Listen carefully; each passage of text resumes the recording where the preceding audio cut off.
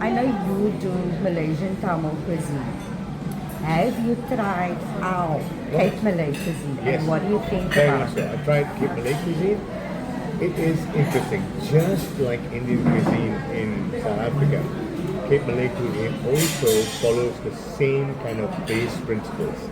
Essentially, the base principle of produce. So these were forced. Indians were forced indentured laborers who arrived here with no option to go back. Right? You had to pay to go back. Yeah. So everybody got stuck here. Now the Cape Malays originally came because the Imam was brought here, and I know the history behind it. Was banished from my part of the world, and they had to come here. Find the furthest port you could go and drop this bugger, so it doesn't come sail back to our place in coast. Probably too progressive as an Imam, right? Now, again, they would have arrived here. Where's the produce? Where are the spices that they're used to?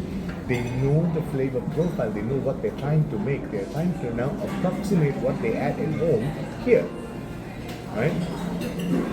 Walk around and you look for things here, as opposed to what you could get at home. And that essentially is the same issue, problem, stroke, kind of dilemma that people have. Yeah. And I think that is reflective in the food that Indians cook here, and it's reflective of the food that Cape Malays cook. Base principles are the same in terms of the structure, the kind of underlying taste profile, but differences, nuanced differences because of the produce that was available at the time, and that historically got stuck with them, and that became your tradition. Yeah. Which is why Malaysian Tamil cuisine is different from Tamil cuisine in Tamil Nadu. Right? And also people take one brush and paint the whole of India all the time, which is not possible. India is a subcontinent. It's massive.